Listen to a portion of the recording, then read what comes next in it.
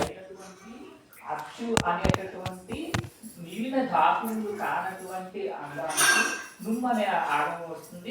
సర్వనామస్థాన ప్రత్యయం పరంగా లేనప్పుడు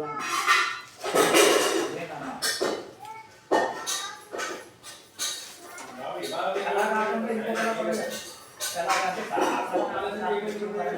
అంగానికి భాగం వస్తుంది. ఆ అంగం అయినటువంటి కావాలి లేదా అంచు అనేది కావాలి. అలాగే ధాతువు కాకూడదు. అట్లయినమ్మా రకాలుగా ఒకటే చెప్పేది కానీ మాటల్లో మార్పు అట్లయినమ్మా. ఇప్పుడు ఎట్లంటే ఏంటి ఉడికి గుర్తొచ్చిందా? ఉడికి అంటే ఉడికి అంటే ఏంటి? ఉడికంటే ఏంటి? ఉడికంటే ఏంటి? తర్వాత ఉడికింది ఉడికంటే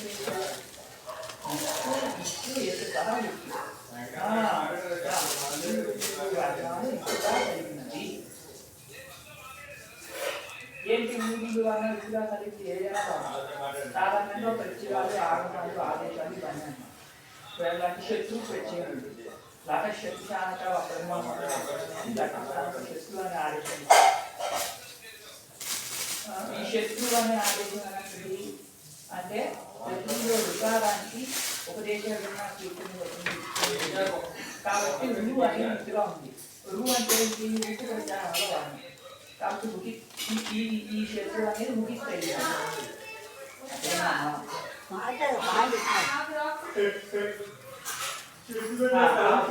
కాబట్టి ఏమవుతుంది? దుష్ప్రత్యయం లేదా ఈ దుష్ప్రత్యయం తీసుకున్నా కూడా లేదా వృద్ధాత్మను లక్ష్య స్థానంలో శత్రువు అనేది శత్రువు అనేది మీకు అర్థం చెప్పని శత్రుత్యం.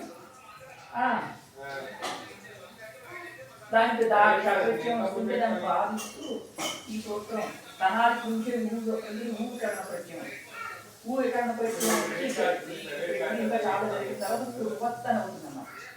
శత్రు ప్రత్యయం కాబట్టి దీనికి నుమ్ అనే ఆగమం వచ్చి బంధనం అవుతుంది. ఏ కార్యాలన్నీ కూడా మిగిలిన అధ్యాయాల్లో వస్తాయి. ఏ కార్యాలు వస్తాయి అని లేదా ఈ సూత్రం చేత విభాగం వస్తే ఖచ్చితంగా అవుతుంది. అనేది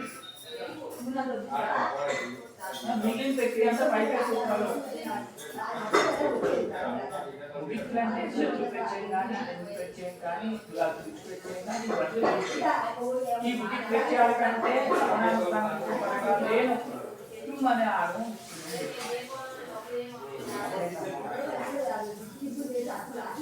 ప్రక్రియ పూర్తిగా అర్థం కాదు. ఎందుకంటే ఇంకా 2 అధ్యాయాలు ఉన్నాయి కాబట్టి మిగిలిన సూత్రాలన్నీ చెప్పడానికి స్పష్టంగా ఆ 2 అధ్యాయాలు అయిపోయే తర్వాత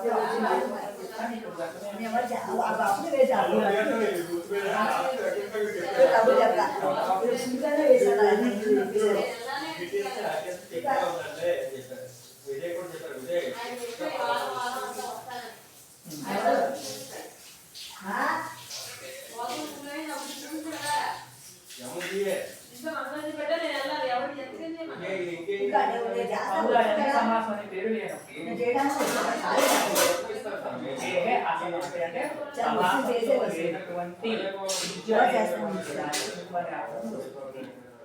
సమాసం అనే పేరులో ఉన్న పేరు మాత్రం రాదు.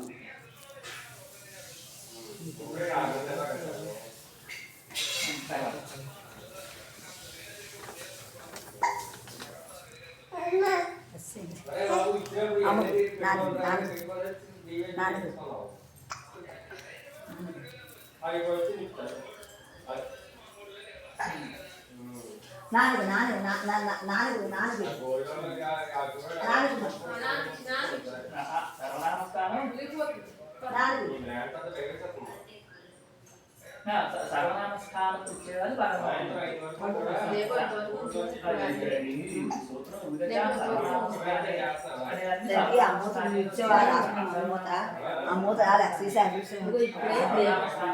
పరంగా ఉన్నప్పుడు అపుంసకలింగంలో ఉండే అజంత అనే ఆగమం వస్తుంది.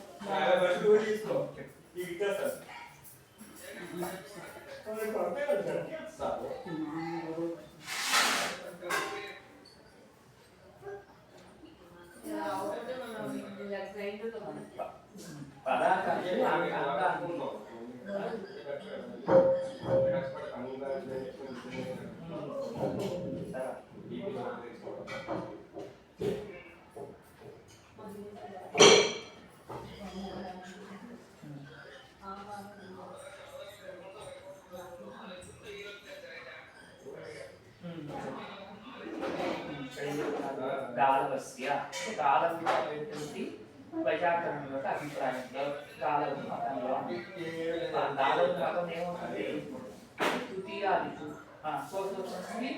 అతి విభక్తి అప్పుడు తృతీయాదిషు అజాది విభక్తిషు అన్నమాట.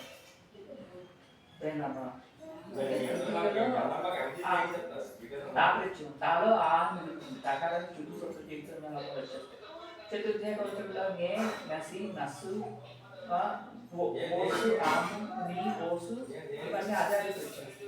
హనుమంతు రూపాయలు వచ్చిన కాబట్టి అవి పరంగా ఉన్నప్పుడు ఏమవుతుంది అంటే భాషిక పుస్తకం ఉబ్బత్ భవతి అన్నమాట. నృత్యాకరణం అయిపోయింది, ఇది నృత్యాకరణం సంబంధించింది కాదు. ఏం చెప్తున్నారు కుంభత్ కుంభత్ కుంభత్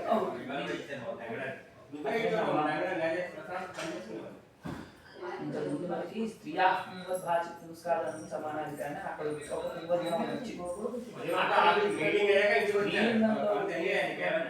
పదము అదే అదే స్త్రీలింగంలో ఉండేటటువంటి అందులో ప్రకృతంలో కుంభత్తో ఉంటుంది. అక్కడ స్త్రీలింగం ప్రకటన గురించి చెప్పారు. అక్కడ స్త్రీయా కుంభతని అక్కడ ఏం చెప్తున్నారు అంటే మనం కూడా వచ్చేవాళ్ళు నపుంసకస్య కుంభతం ఒక బాబు నపుంసకలింగంలో ఉండేటటువంటి కుంభత్తో భవతి అన్నమాట. ఆ నపుంసకలింగం ఎటువంటిది కావాలి అంటే ఇది కూడా భాషిక పురుషుడు కావాలి. ఇంతకు ముందు అది ఒక పురుషుడిని చెప్పినటువంటి కావాలి. ఇందాక అంటే ఆ స్త్రీ ప్రత్యయ ప్రకరణంలో కూడా ఇంతకు ముందు అది కనుక ఒక పురుషుడిని చెప్పినట్లయితే ఇప్పుడు అది స్త్రీని చెప్తున్నారు అన్నట్టుగా ఇంతకు ముందు ఇది పురుషుడిని చెప్పి ఇప్పుడు నపుంసకలింగాన్ని కనుక చెప్పినట్టయితే మళ్ళీ అది కుంభవతి అన్నమాట. అది కూడా మళ్ళీ కుంభంలో ఉన్నట్టుగా రూపాన్ని పొందుతుంది అని చెప్తుంది. అదేనమాట.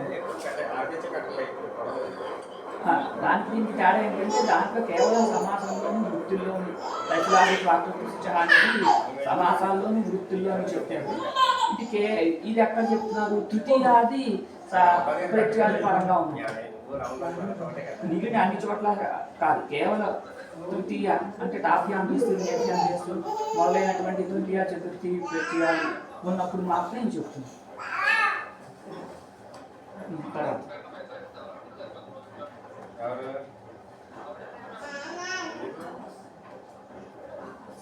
ఎలమని చనిపోవచ్చు కదా పని ఎందుకు వెళ్తున్నారా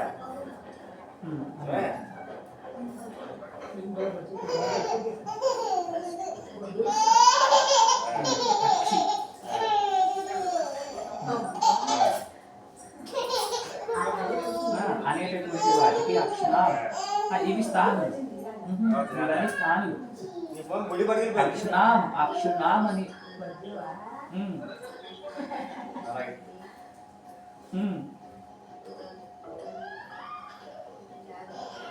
అలా కాదు. ఉదాత్త ఫస్ట్ ఏంటంటే ఏ విభక్తిలో ఉంది ఉదాత్త అనే పదం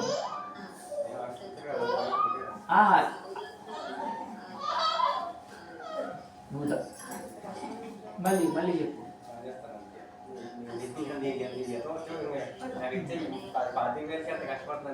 అంగాల యొక్క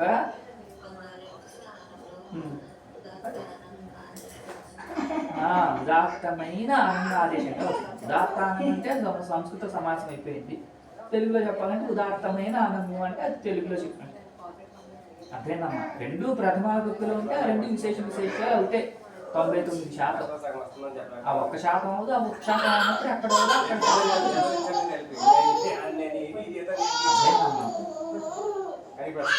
ఇప్పుడు చెప్పు.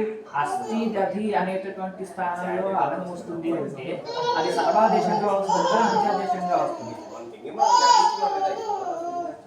సర్వాదేశం అంత్యాదేశం అనే విషయం స్పష్టంగా తెలిసిందా? సర్వాదేశం అంటే ఏంటి, అంత్యాదేశం అంటే ఏంటి?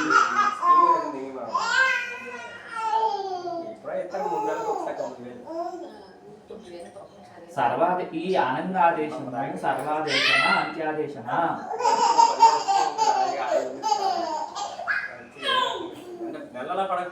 వినిపిస్తుందమ్మా? అక్టోబర్ వరకు వేస్తాడు. నవంబర్ డిసెంబర్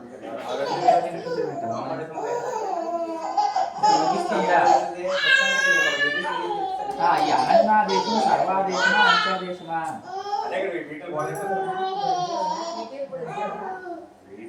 చేస్తేనే యావరేజ్ నాకు వస్తుంది. ప్రశ్న అర్థమైందా? అట్లన్నీ అంటారు, అట్లన్నీ అనేసి ఇష్టం వచ్చినట్టు మాట్లాడతారు.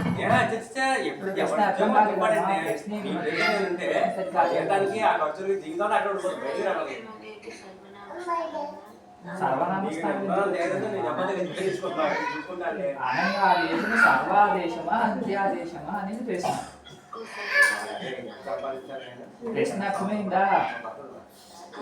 ప్రశ్న చెప్పు ఫస్ట్.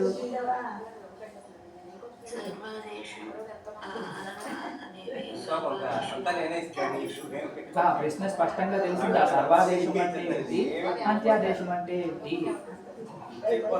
అది తెలిస్తే ఈ ప్రశ్న సమాధానం తెలుస్తుంది.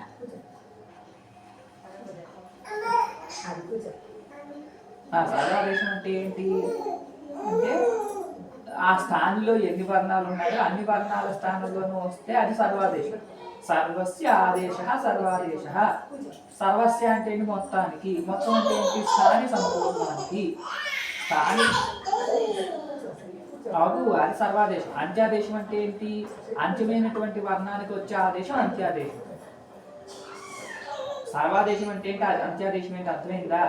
సర్వ ఆదేశ అంత్య ఆదేశ అంటే సర్వస్య స్థానే జాయమాన ఆదేశ సర్వాదేశ, అంత్యస్య స్థానే జాయమాన ఆదేశ అంత్యాదేశ. ఇప్పుడు ఈ అనంగ అనేది సర్వాదేశమా అంత్యాదేశమా?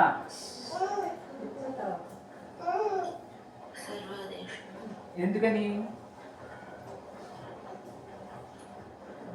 అనంగానే సర్వాదేశం కారణం ఉండాలి కదా, ఏదో కారణం ఉండాలి కదా. సర్వాదేశం అని చెప్పడానికి ఏం నియమము?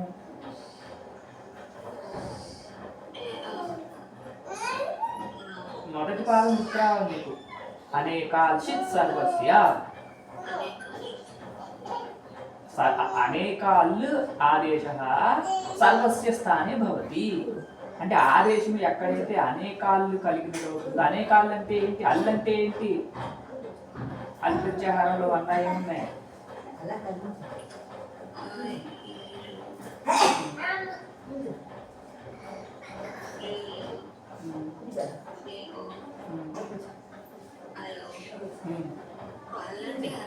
మరి అదే కదమ్మా చెప్పాలి. అనేకాళ్ళు అంటే ఏంటి?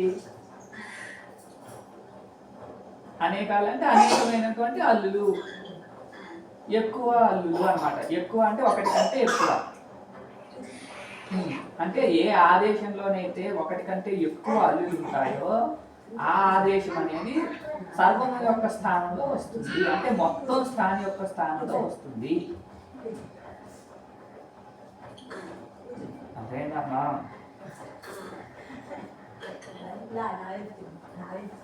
ఇప్పుడు ఇంటికి అనంగానే ఆదేశం అనేకాలు అయిందా కాలేదా?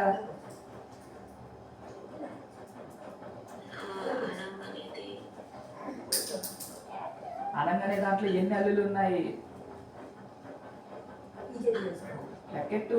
ఆ ఒకటి, నా ఒకటి, నకారం పైన అకారం ఒకటి, నా ఒకటి, 3, 4. అకార నకార అకార నకారాలు 4 అల్లులు సరిపోయిందా? ఆనంద్ ఆ నకారంలో 2 నకారము అకారము తర్వాత నకారం. ఆనందలో 4 అల్లులు ఉన్నాయి కాబట్టి అనంద్ అనే ఆదేశం ఎలాంటిది అయింది? అనేకాళ్ళు అయ్యింది. అనేకాళ్ళు అయింది కాబట్టి సూత్రం ఏం చెప్పారు? అనేకాల్ సర్వస్య స్థానే భవతి. అలాగే రెండోది ఏంటి? షిత్. షిత్ ఆదేశ సర్వస్య స్థానే భవతి. షిత్ ఆదేశ అంటే ఏంటి? జషహసి జషోషి అని ముందు వచ్చేసే మనకి ఇదే పాదంలోనే ముందు పాదంలోనే వచ్చాయి. జషహసి షి అనేది రెండు షకాల ఈకారాలు ఉన్నాయి కాబట్టి ఆ షి అనేది షిత్ అయిన ఆదేశం. కాబట్టి షిత్ అయిన ఆదేశము కూడా సర్వస్య స్థానే భవతి. అనేకాలైన ఆదేశమైన షిత్ అయిన ఆదేశమైన కూడా దాని సంపూర్ణ స్థానం యొక్క సంపూర్ణ స్థానంలో వస్తుంది.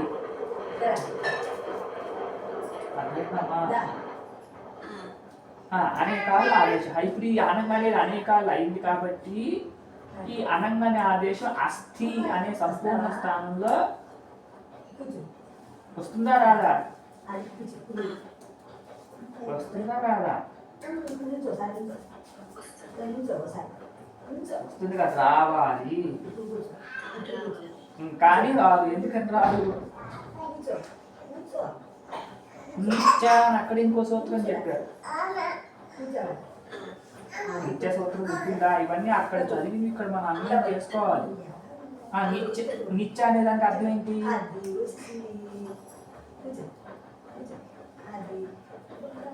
అలో వచ్చేసే సూత్రం నుండి అంచెస్య ఇక్కడ కన్నుగా వస్తుంది. అప్పుడు నిత్ ఆదేశ అంచెస్య స్థానే భవతి అన్నమాట. అర్థమైందమ్మా? నిత్ ఆదేశ అనంగనే ఆదేశం ఎలాంటిది అయింది? నిత్ అయింది. నకారంగా ఉంది కాబట్టి ఇది నిత్. కాబట్టి నిత్ ఆదేశ అంచెస్య స్థానే భవతి. అనేకాలైనా కూడా అది సర్వాదేశంగా కాదు, అంచాదేశంగానే వస్తుంది అన్నమాట. అస్థి ప్రాతిపదిక తృతీయ కోశంలో టాప్ ఇచ్చింది. అస్థి టకారం చుట్టూ సొంత లోపాలు వచ్చేస్తే అస్థి ఆనైంది. ఇప్పుడు అస్థి అనే దగ్గర ఇకార స్థానంలో అంత్యమైనటువంటి ఇకార స్థానంలో అనంగ అనే ఆదేశం వస్తే అస్థ్ అన్ను ఆ అనేది. అస్థ్ అన్ను ఆనైన తర్వాత అల్లోపో నహ అనే సూత్రం ముందు వచ్చింది. ఇదే ముందు పాదం. ఈ అల్లోపో నహ సూత్రం చేత అకార లోపం వచ్చేస్తే అస్థ్ అస్థ్న అని అవుతుంది. అస్థి శబ్దానికి తృతీయ వచనం. అర్థమైందమ్మా? ఈ విచారాలన్నీ పై పుస్తకాల్లో ఉంటాయి కానీ ఇక్కడి నుంచే స్పర్శ చేస్తే నీకు కొంచెం స్పష్టంగా తెలుస్తుందని అంతే. ఇవన్నీ అష్టాధ్యాయ మూలం చదువుతున్నప్పుడే రావు.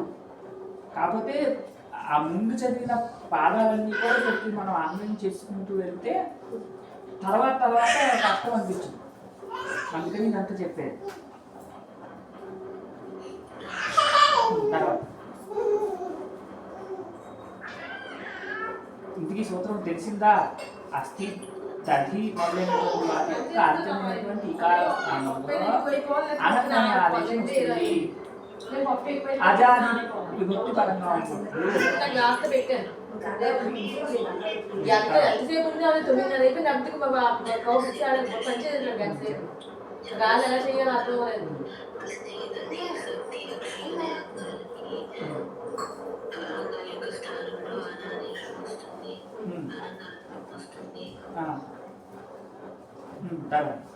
ఛందస్యపి దృశ్యతే అని చెప్పడం వలన అజాది విభక్తుల్లోనే కాదు హలాది విభక్తుల్లో కూడా వేదంలో వస్తుంది అన్న. లోకంలో అయితే అజాది విభక్తులు ఉన్నప్పుడే వస్తుంది, వేదంలో కొన్ని చోట్ల హలాది విభక్తులు ఉన్నా కూడా వస్తుంది అన్న.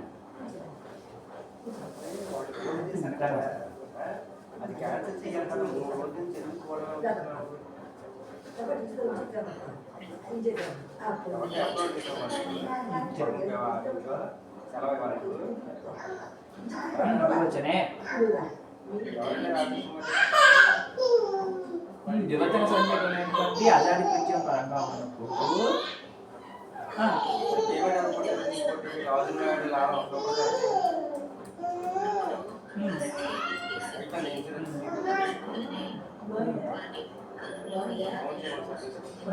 అంత్యమైనటువంటి ఇకార స్థానంలో ఈ అనే ఆదేశం వస్తుంది.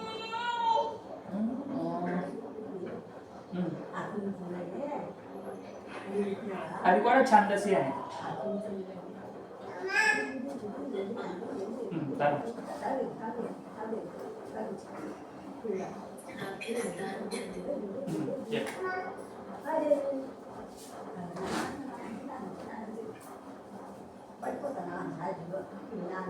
అభ్యస్తాత్ చతుః నా భవతి.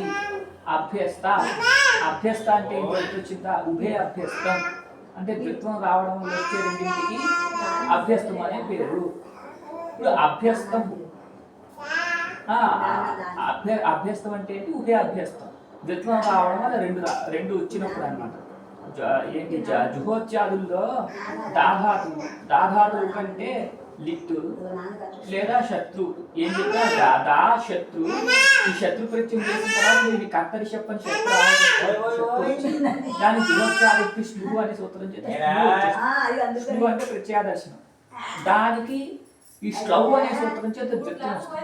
అప్పుడు దా శక్తి అనేది దా అన్నప్పుడు ఈ రెండింటికి కూడా ఉభయ అభ్యస్తం అభ్యస్త సంజ్ఞ. ఇప్పుడు అభ్యస్త సంజ్ఞ వచ్చిన తర్వాత ఇక్కడ చెప్తున్నారు నా అభ్యస్త చెరువు. అభ్యస్త సంజ్ఞని కలిగి ఉన్నటువంటి అంగానికి రాదు. ఏం రాదు అంటే నుమ్ము అనేది ఇక్కడికి సంబంధిస్తుంది అన్నమాట. ఎందుకంటే శత్రు ప్రత్యయానికి వచ్చేది కాగిము. ఈ ప్రకరణంలో నుమ్ము ఒక్కటే. ఈ అద్వైతమా అనంగాదేశం కానీ లేకపోతే పుంభద్భావం కానీ ఇక్కడ ప్రాప్తి లేదు. ఎందుకంటే శత్రు ప్రత్యయ నిమిత్తంగా అక్కడ ఎక్కడా లేదు. అనంగాదేశంలో కానీ లేదా పుంభద్భావంలో కానీ శత్రు ప్రత్యయం ఎక్కడా నిమిత్తం కాదు. శత్రు ప్రత్యయం ఎక్కడ నిమిత్తం అంటే ఇందులో భుగిరచాం సర్వనామస్థానే దగ్గర నిమిత్తం. ఎందుకంటే భుగిత్ అనేది శత్రు ప్రత్యయం అయింది కాబట్టి విమాన ప్రాప్తి కూడా వాటికే ఉంది. అర్థమైందమ్మా? కాబట్టి ఇక్కడ రాదు అంటే ఏం రాదు అంటే నుమాగమం రాదు అన్నమాట. ఇది మనం ఎట్లా చెప్తున్నాం అంటే సందర్భాన్ని బట్టి చెప్తున్నాం. ఇక్కడ ఏమో చెప్తున్న ప్రకరణం అనంగాదేశ ప్రకరణము లేదా పుంభద్భావ ప్రకరణము ఉన్మాగమ ప్రకరణము. ఈ వీటిల్లో అనంగాదేశ ప్రకరణానికి కానీ లేకపోతే పుంభద్భావ ప్రకరణానికి కానీ ఏది శత్రు ప్రత్యయం నిమిత్తంగా ఉండే సంభవం లేదు. మరి దేనికి ఉంది అంటే నుమాగమానికి మాత్రమే ఉంది. కాబట్టి ఇక్కడ నిషేధం అనేది నుమాగమానికి మాత్రమే చేస్తున్నారు. అట్లేనమ్మా?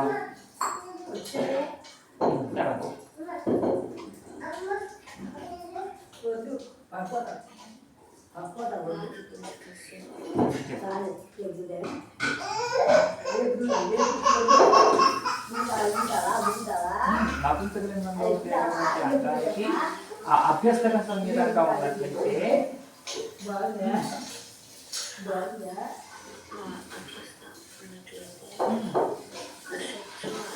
శత్రు ప్రత్యాంతానికి వికల్పంగా పూర్వసూత్రం నుండి నానేది అనిత్తిగా వస్తే నుమాగమం వికల్పంగా రాదు అని వస్తుంది. నానేది అనిత్తిగా రాకపోతే వికల్పంగా వస్తుంది అని వస్తుంది. వికల్పంగా రాదు అని చెప్పిన వికల్పంగా వస్తుంది అని చెప్పిన అర్థం ఒకటి. అదేనా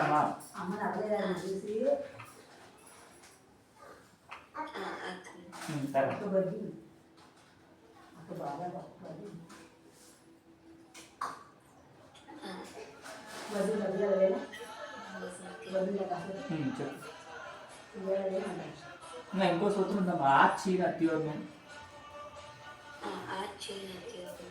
చెప్పు.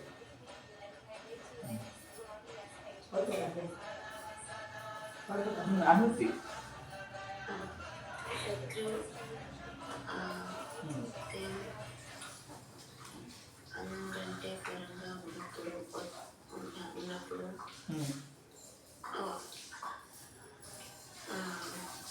నుమాగమం వికల్పంగా వస్తుంది.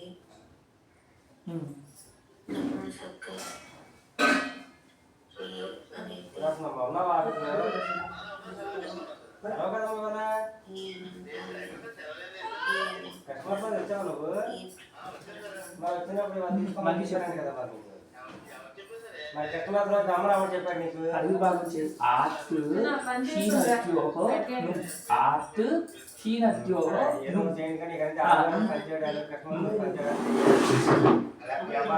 ఆదివారం పనిచేయక్కర్లా ఎందుకంటే బయోమెట్రిక్ మ్యాండేటరీ కాబట్టి మీరు ఈ రోజు మీరు వచ్చారు, ఆ రోజు మీరు వచ్చారు, ఎక్కడ సెలవు చేయగలిగాం మనం?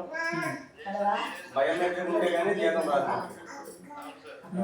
శత్రు ప్రత్యయం బలంగా ఉన్నప్పుడు అన్నది శతరి అని శతరి అని చెప్తే శత్రు ప్రత్యయం బలంగా ఉన్నప్పుడు అని అర్థం వస్తుంది. శతరి అని మరి అట్లా చెప్పడం కుదరదు కదా. శత్రు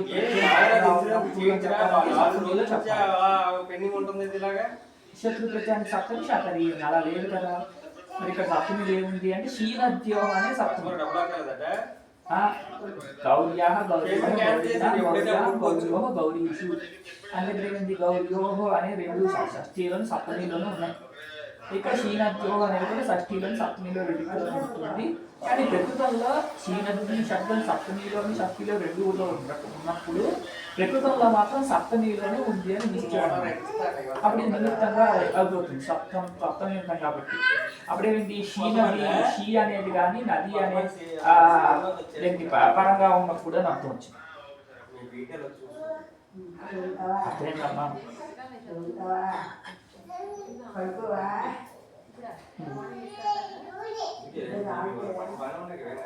అప్పుడు నువ్వు అదే నువ్వు ఇక్కడ ఉంది. స్థానం ఏంటి? శత్రువు. శత్రు ప్రత్యాంతం స్థానం అంటే శత్రు అనే దానికి నువ్వు అనే ఆగమం వస్తుంది. షీ అంటే నపుంసకార్యం చెప్పిన షీభావం. నది అంటే ఈ స్త్రీయాఖ్యో నది. ఈ కారం ఊకారం అదేందమ్మా? ఆ రెండు పరంగా ఉన్నప్పుడు అన్న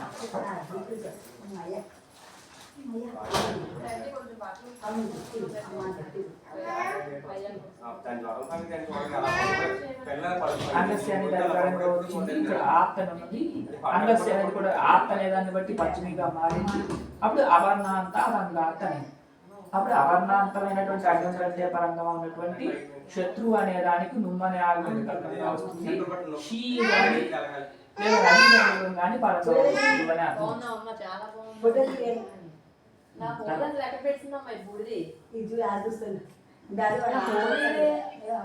ఆఫీసే నువ్వు పూర్తిగా పని చేయడానికి వచ్చి చదవవు.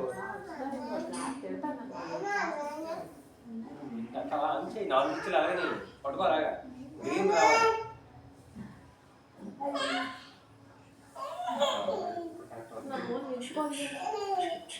నీదే క్యాష్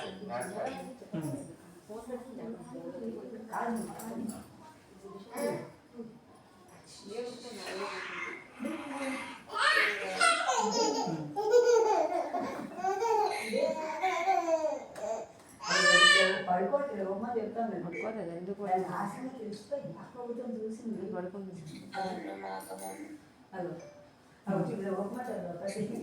పడుకోవట్లేదు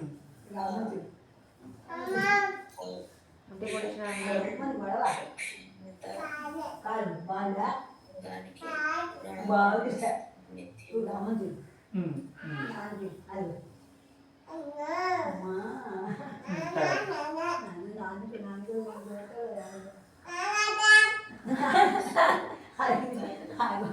నాన్నరా అంట దాన్ని పిలుస్తాను. మాయ పిలిచి మాయ పడక వదిలేసింది. పడుకోండి బాబు. ఎవరు నువ్వు?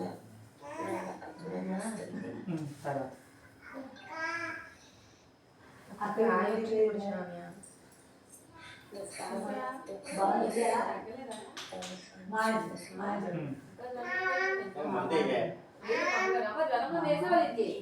వేసానే వేసాను.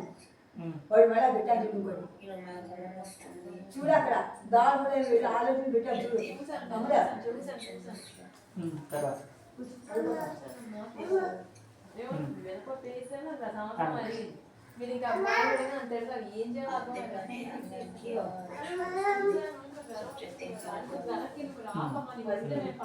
ఈ ఆవు అనేది ఆయన దిగిపోయింది అదే అదేంటి ఏకాలు కాబట్టి అంత్యమైనటువంటి బయలుదేరా ఏంటి అలోంచేసి అంత్యమైనటువంటి వకార స్థానంలో వస్తుంది.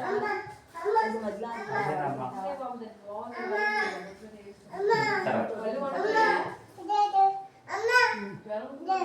మన దీపం దింప అది పడుకోటి అది కూర్చొని తెమ్మంటుంది నీకు అడగలే బావ మీరు తీసుకొచ్చి వదిలేసింది అదిగో మళ్ళీ మీరు తమ్ముడు బావ బట్ ఇంక మా ఆయన రావాలా పిలు మా ఆయన పిలు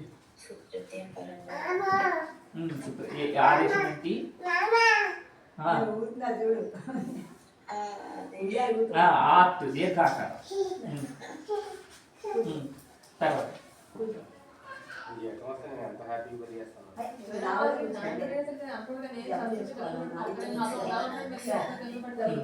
ఎవరైనా ఉంటారు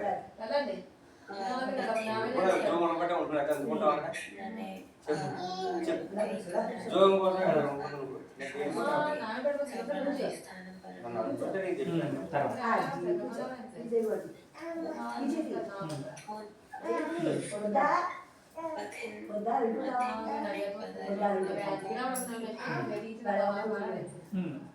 నకార సకారాలు ఆదేశంగా వస్తాయి. ఛహ ఛహ తర్వాత ఏమైంది? పథిన్ ప్రాతిపదిక ప్రాథమిక వచ్చి సూత్రం పథిన్ సు అని ఉంది. ఈ పథిన్ సు అన్న ముందు సూత్రం ఈ పథమతి వృక్ష మాత సూత్రం చేత ఆకారం ఆకారం వస్తే ఏంటి? పథి ఆ సు అని పథి ఆ సు అని ఉంటే ఈ సూత్రం చేత ఐదో సర్వనామస్థానం వికార స్థానంలో ఆకారం వచ్చింది. పథి అనేది వికార స్థానంలో ఆకారం వస్తే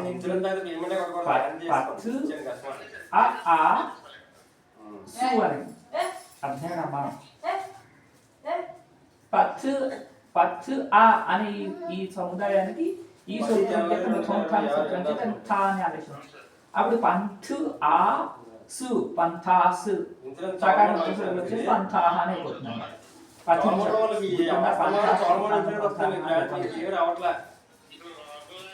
గుర్తొచ్చిందమ్మా. అంటే బాధ్యమేనా అంటే వీళ్ళు అమ్ముకుంటారు పాలసీలు, ఇన్సూరెన్స్ పాలసీలు అమ్ముకుంటారు.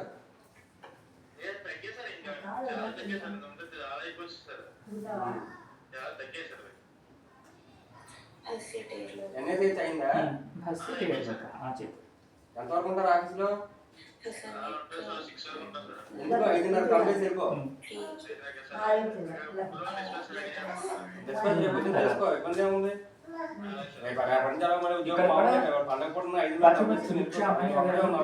వాటి యొక్క అన్నింటికి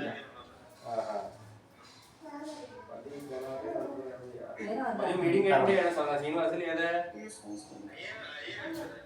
ఈ పథిన్ శబ్దం అంటే ఇక్కడే అయిపోతుంది. పథిన్ షస్ లేదా పథిన్ టా నే ఏదైనా పథిన్ ఆ పథిన్ ఏ అనేది. ఇప్పుడు తిభాగం ఏంటి? ఇన్ అనేది తిభాగం. అచోంత్యాది టీ అనే సూత్రం చేత పథిన్లో ఉండే ఇన్ అనే దానికి తిభాగం వస్తే దానికి లోపం వస్తే పథ్ ఆ పథ పథ్ ఏ పథే పథి అని చెప్పడం లోపం వచ్చేసి పథి అనేది రూపాయలు గుర్తొస్తున్నాయి. ఈ ప్రక్రియతో పాటు గుర్తొచ్చాయి. అసలు ఇంకా ఎందుకు ఉండిపోయా? క్యామ్ రిపోర్ట్ అని ఉండిపోయి ఎందుకు ఉండిపోయి? కాంపరేటివ్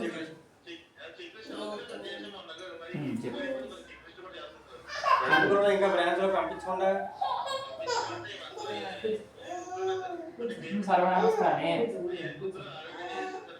పోతుంది. అది చూసుకోవాల్సి ఉంది కదమ్మా. బ్రాంచ్ లో బుక్లు అనేవి ఉండకూడదు అమ్మా. పంచి ఏ రోజు బుక్ ఆ రోజు డిస్పోజ్ అయిపోయి ఉండాలి మీ దగ్గర సహా. ఇప్పుడు సర్వనామస్థాన పరిచయం పరంగా ఉన్నప్పుడు సహా పుంస్ అనేటటువంటి అంగానికి అసుంగ్ అనే ఆదేశం చెప్పాను సార్ మాట్లాడేమ్మా. ఇచ్చారు గోతోని మీకు వచ్చింది ఫస్ట్ వాళ్ళకి వచ్చిన తర్వాత మీకు వచ్చింది.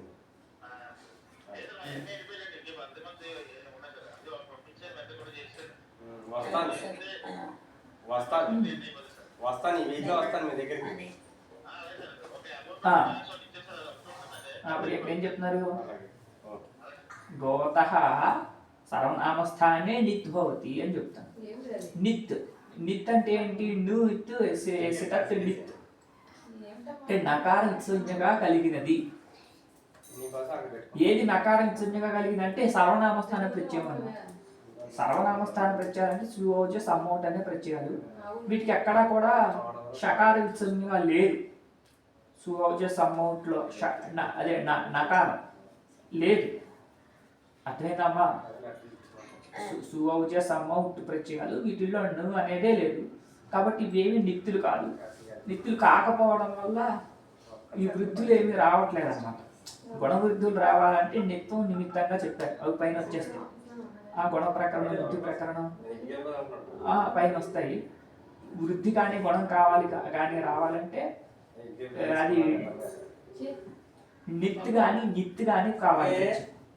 కాబట్టి ఇక్కడ కోసం ఇది సర్వనామస్థానం నిత్ అయిపోతుంది అని చెప్తున్నారు.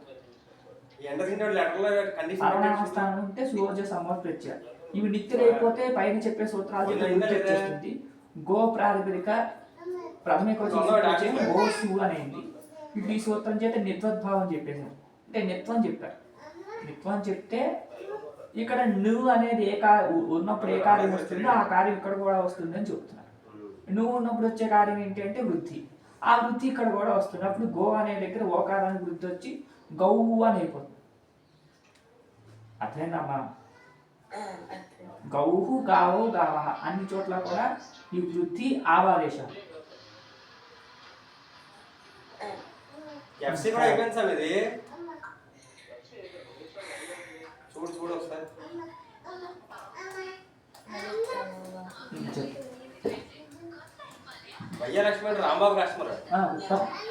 ఉత్తమ నల్లు భవతి. ఉత్తమ నల్లు ఉత్తమ అనే పేరు కలిగినటువంటి నల్లు అంటే పరస్మయ పదాన్ని తలసిన నల్ల మహాసూత్రంలో ఏదైతే నల్ల ఆదేశంగా చెప్పారో ఆ నల్లికి ఉత్తమం అనే పేరు ఉంటుంది. అర్థమైందమ్మా? విప్ అనే దాని స్థానంలో నల్ల అనే ఆదేశం వస్తుంది. విప్ అనే దానికి ఉత్తమ అనే పేరు ఉంది కాబట్టి ఈ నల్లికి కూడా ఉత్తమ అనే పేరు వస్తుంది. కాబట్టి దానికి ఏమవుతుంది? వికల్పంగా నిత్యభావం వస్తుంది. వస్తా అక్కడ ను ఉంది కాబట్టి నల్ల అనేది నిత్యంగా, కానీ ఇక్కడ వికల్పంగా అందుకని జగాద జగద జగామ జగమ అని 2 రూపాలు ఇట్లో ఉంటాయి. మీకు ఆ 4 రూపాలు గుర్తొస్తే నేను చెప్పింది స్పష్టంగా అర్థమవుతుంది. నిత్య అయితే దీనికి వృద్ధి వస్తుంది. నిత్య కాకపోతే వృద్ధి రాదనమాట. నిత్య కాకపోతే జగద అని ఉంటుంది, జగమ అని ఉంటుంది. నిత్య అయితే జగాద జగామ అని ఉంటుంది. తర్వాత అదే చెప్పేది ఉత్తమంలో అదే చెప్తున్నాను. జగామ జగమ అనేది చెప్పింది. ఇప్పుడేం చెప్పారు? ఉత్తమ పురుష ఏకవచనంలో జగామ జగమ అనేది అక్కడ ఇక్కడ నిత్వం అనేది వికల్పంగా ఎక్కడ చెప్పారు? నల్లులో మాత్రం చెప్పారు. అందుకనే ఏకవచనం అని చెప్తుంది. ద్వివచన బహువచనాల్లో నిత్వం అనేది లేని అక్కడ నిత్వమే లేదు, వృత్తి ప్రాప్తే లేదు. నిత్వం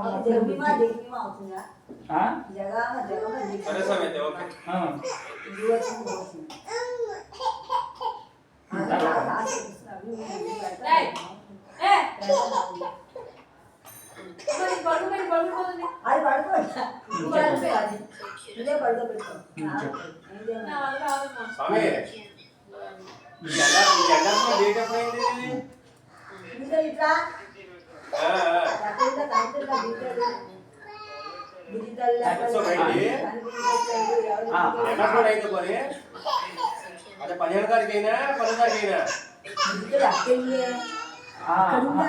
సఖి అనే నిత్యాదేశం అంటే సఖ్యు అసంబుద్ధం అసంబుద్ధి సంబుద్ధి కానటువంటి సర్వనామస్థానికి అన్నిటిగా వచ్చింది. సర్వనామస్థానం అయిన ప్రత్యయము సంబుద్ధి కానటువంటి ప్రత్యయము నిత్తు భవతి అనమాట. నిత్య అవుతుంది ప్రత్యయం నిత్య అవుతుంది అని చెప్తున్నారు. ఇక్కడ కూడా ముందు సూత్రాలు కూడా అదే చెప్పారు. నలుత్తమోగా ఉత్తమమైనటువంటి నల్లు వికల్పంగా నిత్య అవుతుంది. అర్థమైందమ్మా? గోతః గో అనే ప్రాతిపదిక కంటే లేదా ఓకారాంత అన్ని ప్రాతిపదికల కంటే అదేంటి సర్వనామ స్థాన ప్రత్యయము నిత్తు ఉంటుంది అని అంటే ప్రత్యయానికి ఇక్కడ నిత్తుభావం చెప్తున్నాం. అర్థమైందమ్మా? ప్రత్యయం నిత్తు కాదు, ప్రత్యయం నిత్తు కాకపోయినా కూడా ఇక్కడ నిత్వాన్ని అధిదేశం చేస్తుంది. అంటే అది కానిది అది అవుతుంది అని చెప్పడం అన్నమాట. స్పష్టంగా అర్థమైందమ్మా? సరే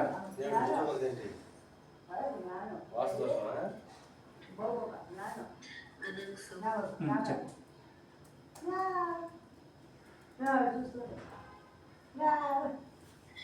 సఖి అనే పదం యొక్క స్థానంలో అందం యొక్క స్థానంలో పదం అనకూడదు, పదం కాదు ఇది. సఖి అనే అనే అంగం యొక్క స్థానంలో అలంగా ఆదేశం వస్తుంది. ప్రత్యయం అసంగా ఉన్నప్పుడు తర్వాత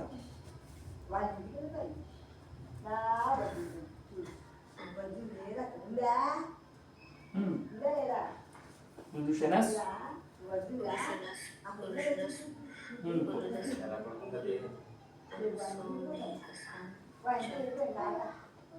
పురదంశస్ పురదంశస్ పురుషనస్ పురదంశస్ అనేహస్ అనేహస్ ఇటువంటి ఈ మూడింటికి ఏమవుతుంది?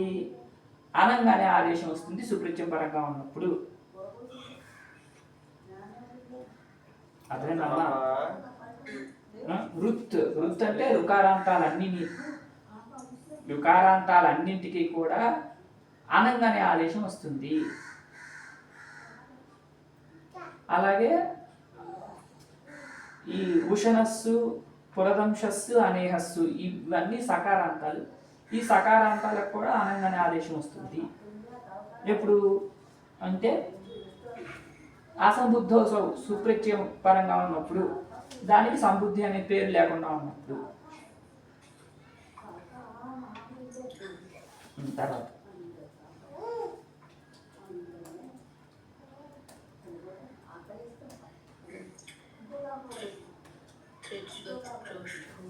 చెప్పు. అసంబుద్ధి అయినటువంటి సర్వనామ స్థాన ప్రత్యయం పరంగా ఉన్నప్పుడు అసంబుద్ధో సర్వనామ స్థానే ప్రత్యయ పరే కిం భవతి? క్రోష్టు తృచ్వత్ భవతి.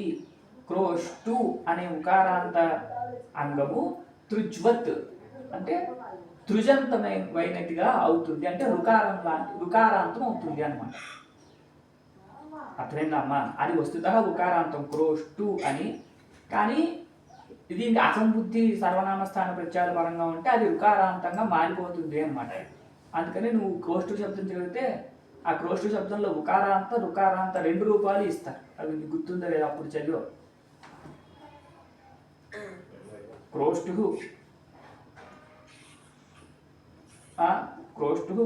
క్రోష్ట అని రెండు రూపాలు ఉంటాయి.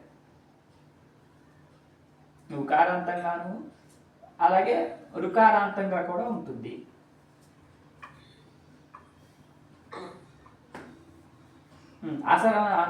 సంబుద్ధి కానటువంటి సర్వనామ స్థాన ప్రత్యయాలు పరంగా ఉన్నప్పుడు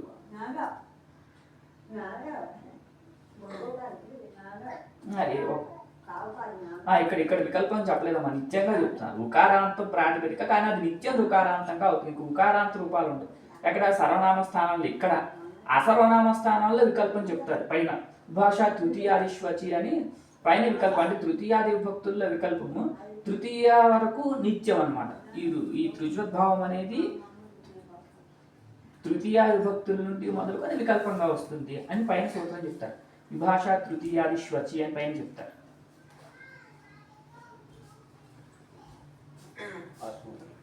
తర్వాత తృజ్వత్ క్రోష్టు. క్రోష్టు అనేది తృజ్వత్ తృజ్ ప్రత్యయాంతవద్ భవతి. అసంబుద్ధో సర్వనామ స్థానే పరే నిత్యం భవతి అన్నమాట. ఇక్కడ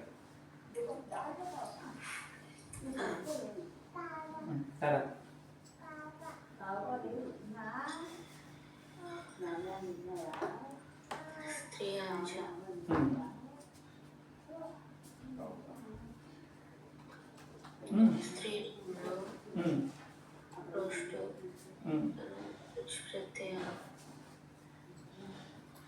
ప్రత్యయాంతవద్ భవతి.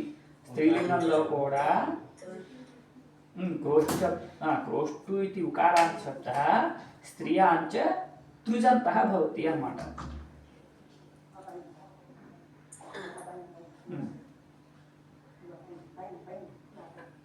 తర్వాత విభాషా తృతీయాదిష్వచి చెప్పు. క్రోష్టు అనే పదానికి తృతీయాంత ఉద్భావం వస్తుంది.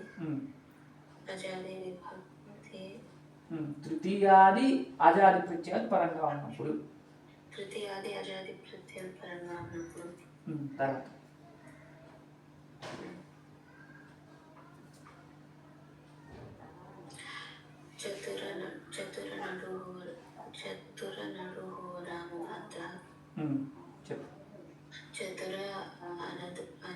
చతుర్ అని రేపాంత శబ్దం అన్నమాట. చతుర్ అనడుహ్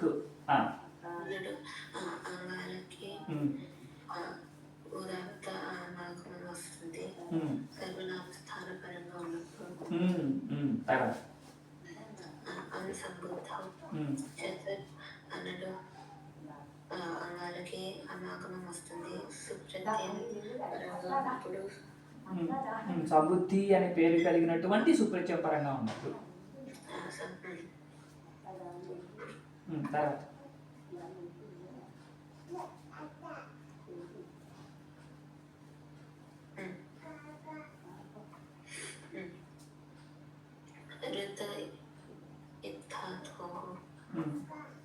రూత ధాతో రూత అని దీర్ఘ రుకారం. చెప్పు.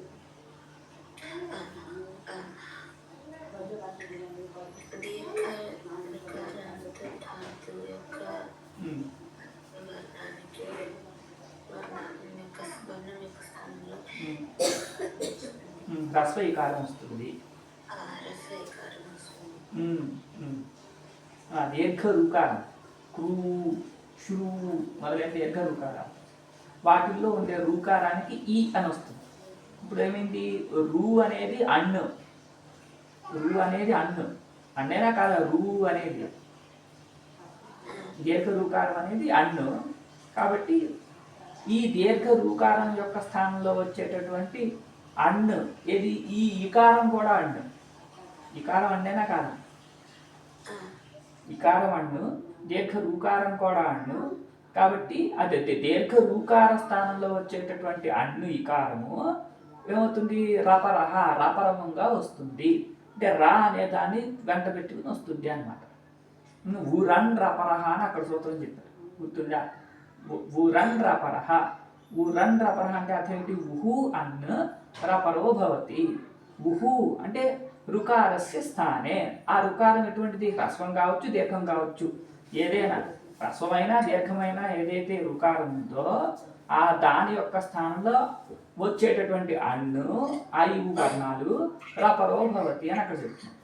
అర్థమైందమ్మా? ఈ దీర్ఘ రూకారం యొక్క స్థానంలో వచ్చే అన్ను ఇకారము రపరంగా వస్తే ఇర్రని అవుతుందండి. అదేనమ్మా, ఇకారం కంటే రు అనేది చేరుతుంది అన్నమాట. ఇర్రని అవుతుంది ఆదేశం. మహర్షి దగ్గర అర్రని వచ్చింది, దీర్ఘ రూకారం దగ్గర ఇర్రని అవుతుంది. అర్థమైందమ్మా?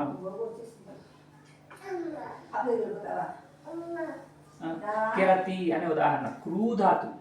క్రూధాతు యొక్క రూకార స్థానంలో ఇకారము రపరం వస్తే లట్టు ఈ మిగిలిన కార్యాలను వచ్చి క్రూ కాస్త కిర్ర అని అయిపోతుంది. కిరతి కిరతి అని.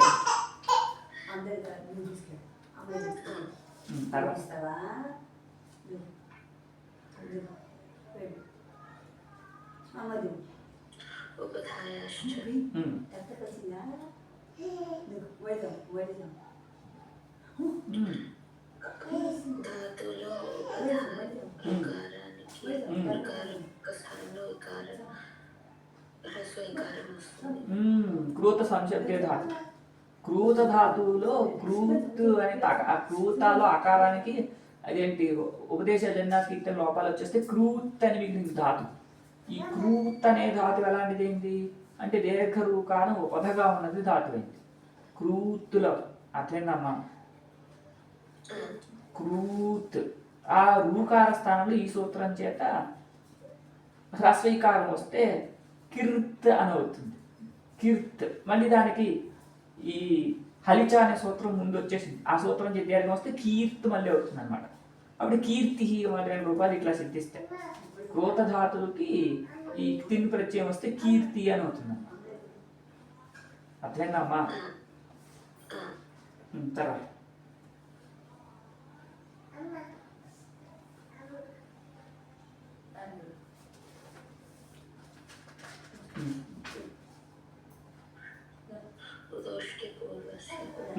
చెప్పు. దీర్ఘ రుకారాంత ధాతు ధాతు యొక్క స్థానంలో ఉకారం వస్తుంది. దీర్ఘ రుకారమైన ధాతు యొక్క రుకారం యొక్క స్థానంలో ఉకారం వస్తుంది. మళ్ళీ చెప్పు. ఆ యొక్క స్థానం ఏంటి, ఆదేశం ఏంటి, నిమిత్తం ఏంటి? స్థాని ఆదేశాలు చెప్పేస్తే సగం అన్ని తెలుస్తుంది. దీర్ఘ రుకారమైన ధాతు దీర్ఘ రూకార రుకారానికి ఉకారం వస్తుంది. మళ్ళీ దీర్ఘ రుకారమైన దీర్ఘ రూకారం అమ్మా. దీర్ఘ రూకారం అనాలి. దీర్ఘం అంటే దాని రూకారం పలకపోతే ఎలాగమ్మా? దీర్ఘ రూకారం స్థాని. దీర్ఘ రూకారం స్థానంలో ఏమొస్తుంది ఆదేశం?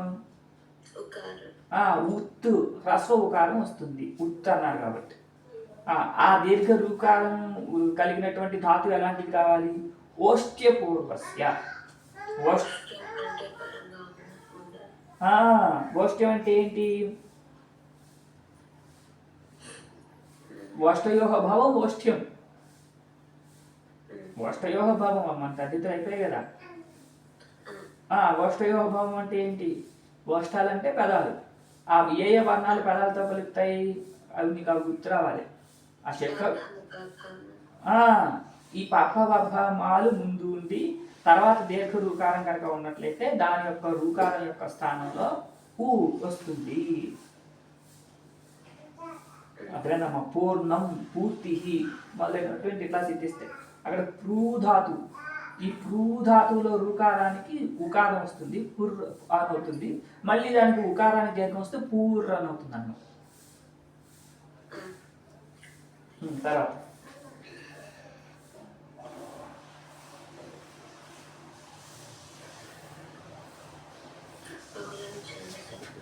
చెప్పు.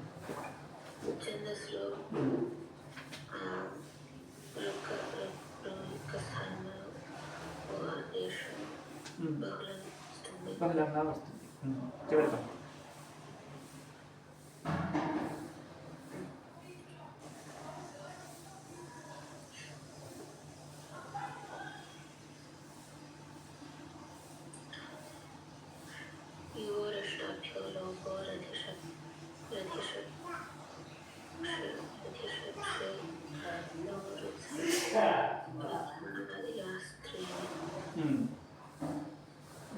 మళ్ళీ ఎప్పుడు చేస్తావు? రేపు చేస్తాము, ఎల్లుండి చేయము. మళ్ళీ ఎల్లుండి డైరెక్ట్గా పరీక్షకు ప్రిపేర్ అయ్యి పరీక్ష నీ పరీక్ష అయిపోయిన తర్వాత 2వ పాదం మొదలెడు.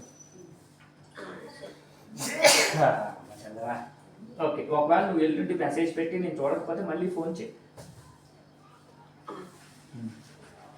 ఉంటాను.